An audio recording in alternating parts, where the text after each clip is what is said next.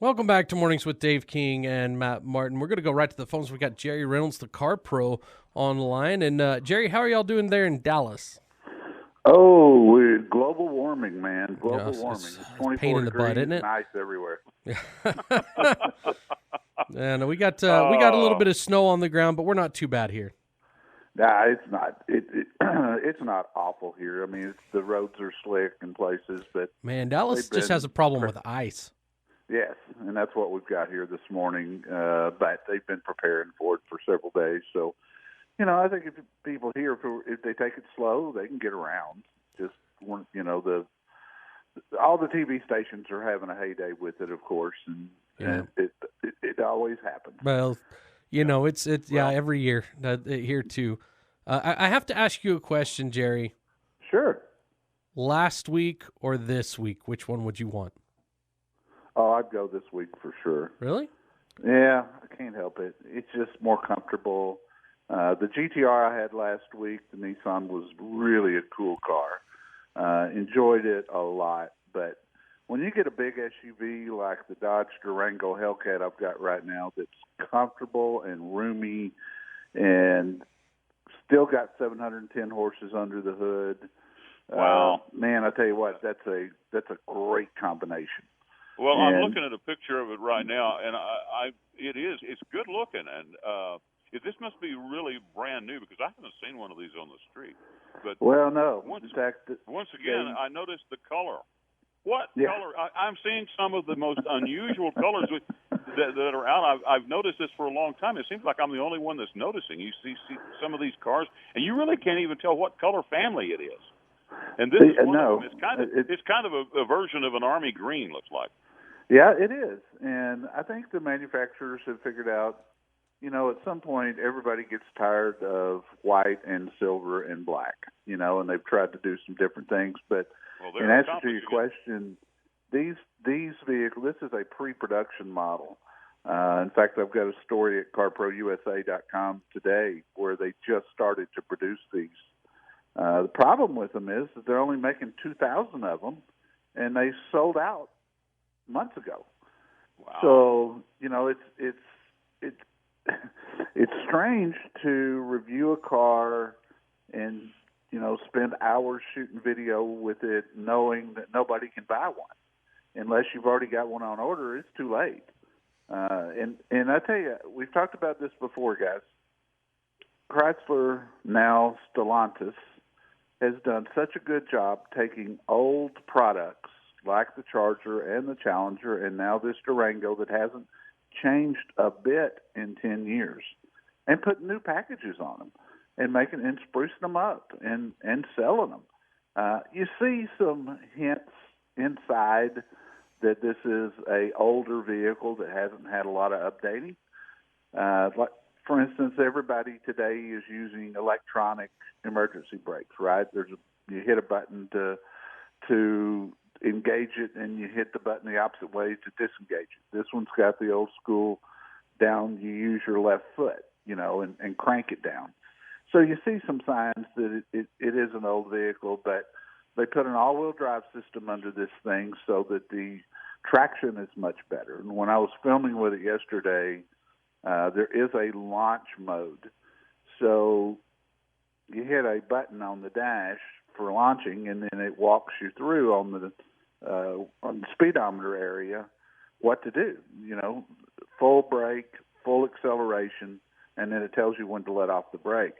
And when you do that, let me just tell you, it will put you in the back seat. You got to be really careful. This is unlike the GTR from last week. This Durango is just old school muscle. It's got a supercharger on it, of course, to get that kind of horsepower out of it. But the sound is from the 60s.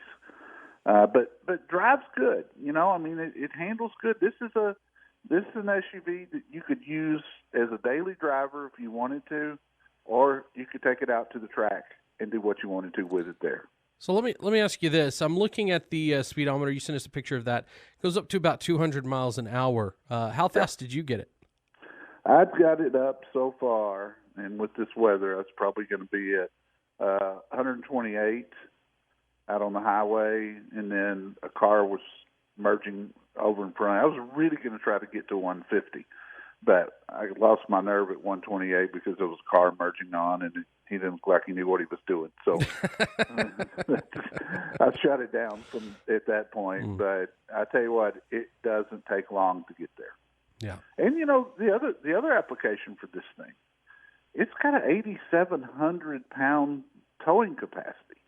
I mean, you're talking Chevy Suburban there, huge vehicles. And this one is built to tow 8,700. With that short wheelbase like that, it would be tough. Wouldn't make a good towing vehicle, would it?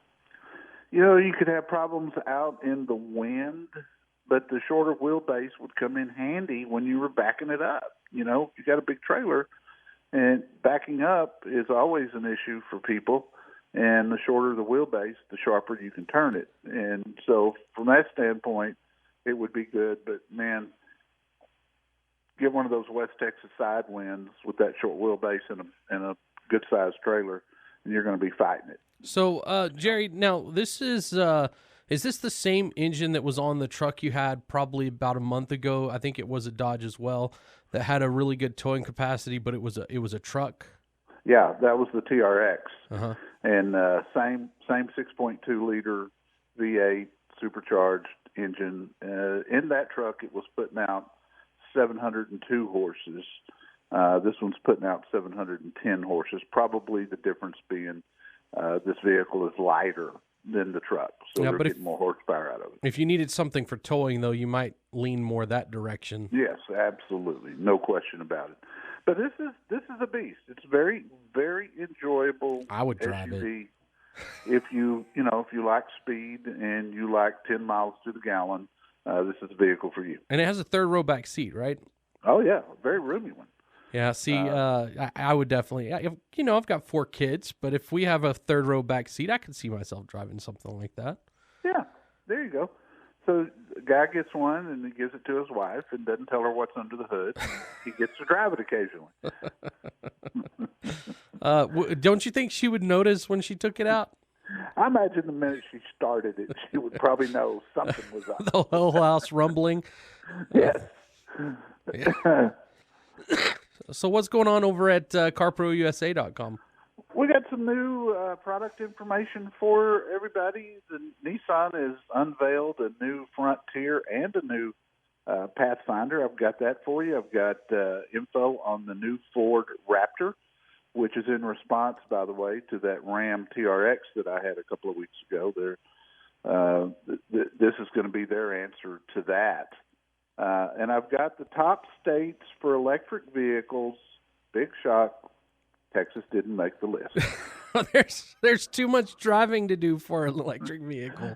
No kidding. Yeah. And then if you missed any of the automotive Super Bowl ads, we've got those for you as well, except for the one from Jeep. From Jeep, yeah. They ran into a little issue there with their star, and they have pulled those things. I couldn't figure out what was going on yesterday when I was putting all the ads together. And I kept running up against that Jeep ad, and they were down. I mean, they were down everywhere, including the Jeep websites and the Jeep media website. And I thought, this is weird. And then all of a sudden the news started breaking that Bruce Springsteen got a DWI, which apparently he didn't tell them about. Yeah, and it was a long time. I mean, it was a month ago or so. And November. Yeah. And he kind of failed to mention that. So I imagine attorneys are working on that. But we've got a lot of other stuff there at CarProUSA.com, the top 25 best-selling SUVs from January. For whatever reason, I've learned this from my newsletter, people love to look at lists of, what vehicle is selling the best. And once again, so far for 2021, RAV4 in first place by quite a bit.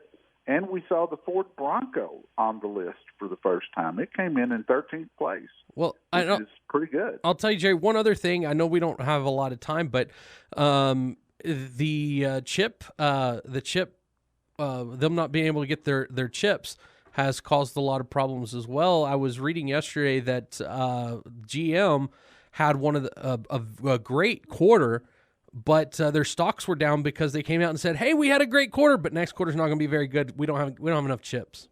Yeah, they've been affected a lot. They've had to shut the plants on the new 2021 F-150 that was doing so well, and the Explorer plant is shut down because of chips. They've got some other suppliers that are trying to fill the gap, if you will, but things like that are not a quick fix because there's so much testing that has to be done. Yeah. The worst thing that could happen is, they come out with a faulty chip and, all of a sudden you get recalls. Yeah. All right. Well, we Jerry, got to run. Yeah. Jerry, thank you so much for coming Thanks, on. guys. Remind everyone that carprousa.com is where you can get all the information we've been talking about today. And you get to hear Jerry on KFYO 11 to 1 every Saturday. So we'll be there, fellas. All right. We'll listen for you then, Jerry. Thank you so much. Be careful. We'll be right back.